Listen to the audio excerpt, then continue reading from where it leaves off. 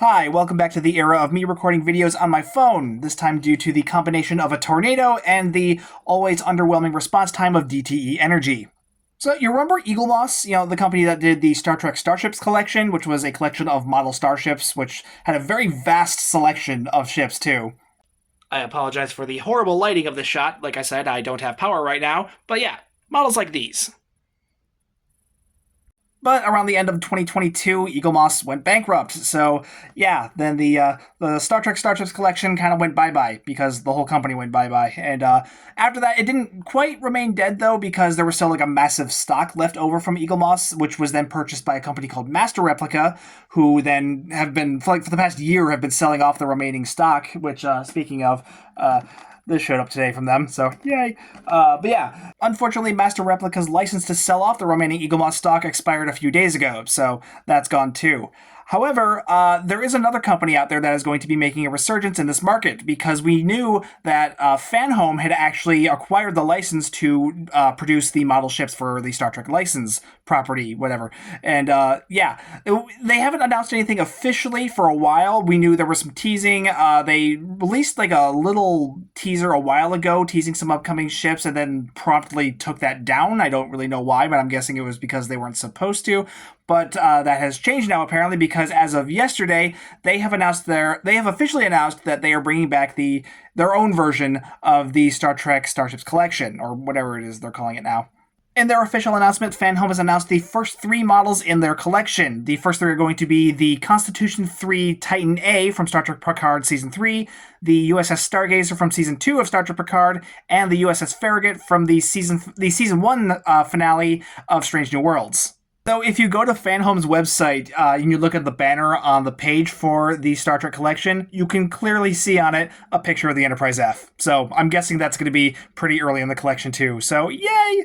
They also announced some of the sizing that they're going to be doing with their models. The standard version of their models is going to be between, what did they say, like 7 to 9 inches, which is about the size of Eagle Moss's mid-range models, which, I mean, by the time they had moved on to the later series, that had kind of become the standard size anyway. So it's going to be about this size, basically. This is the standard version of the Star Trek Discovery USS Enterprise. So, yeah, any of the standard models from the Fanhome collection will probably be roughly this size. And considering the first model from their collection is going to be the Titan A, this seemed like a really good comparison.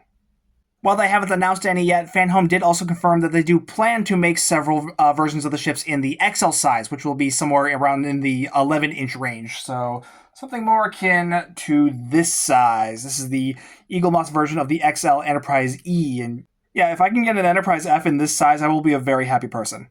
Pricing-wise, Fanhome has confirmed that their standard-size models, which are equivalent to Eagle Moss's mid-size range, are going to be about $65.99 USD. They will be available to be purchased individually on their website when they're announced. However, there will also be a subscription service available for Fanhome, so that'll get you like some additional perks. You'll be able to get a discount on the standard models. It's like $10 off, so it's really not that much of a difference. Though I also don't know how much the subscription service is. Let me see if I can find that. Okay, I couldn't find a price on the subscription model, but it does offer $10 off of the price of the models, plus some extra gifts, as well as an additional discount off of your first model, as well as some other exclusive models that might show up over the time. It's all very early stages at this point, so we really don't know what's going to be popping up and what isn't.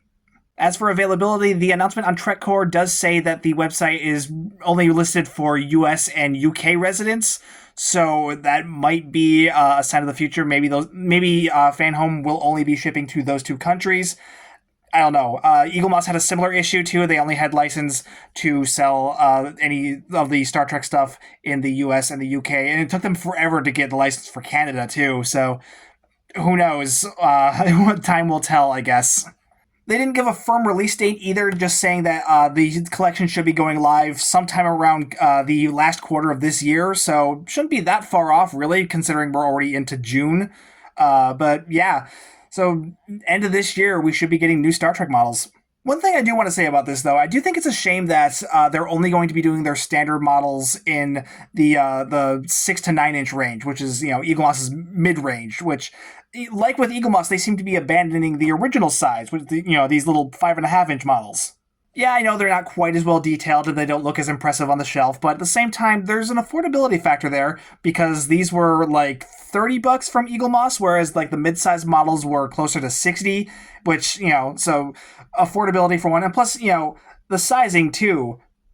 I found a flashlight. But yeah, my point is I could fit a lot more of these onto a shelf than I can these onto a shelf. Because, sizing. Obviously the 5.5-inch models, they're gonna be a lot smaller. I can pack them in a lot closer, but these are more the mid-sized ones. And yeah, it's a lot more difficult to pack these in quite as closely together as I can these. Which means I have to be more choosy on which models I pick up, because with the smaller ones I can go a bit more crazy because I can just pack them more on the shelf a bit more, and they cost less, so I can spend more and buy more.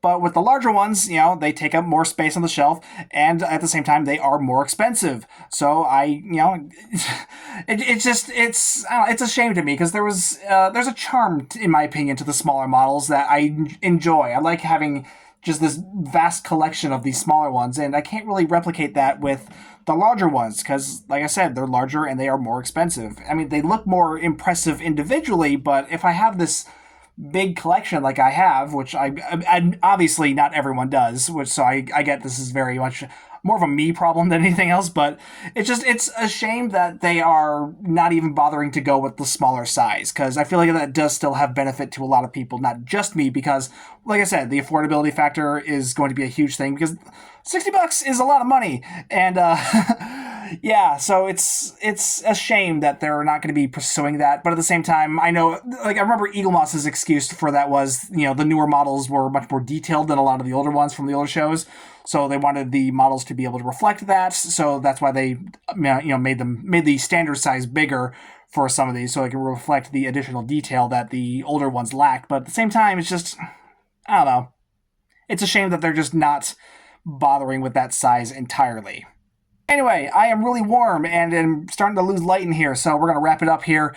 Yeah, that is the Fanhome announcement for the Star Trek Models collection that they're going to be reviving. They're going to be starting with the ships from the new shows. Oh, I didn't mention, they have also confirmed that they will be doing more ships from the other modern shows too. So while they're only starting off with ones from Picard and Strange New Worlds, they have confirmed that they will also be doing more from Discovery, as well as from Lower Decks and even Prodigy. Anyway, like I said, wrapping up, I will link both the TrekCore announcement and the Fanhome page down below in the description. Also, be sure to check out Real Merch if you're still after any other models from the old Eagle Moss collection. They still have a number of those there, and while you're there, be sure to use my discount code STU1701 to get yourself 10% off. I really do appreciate it.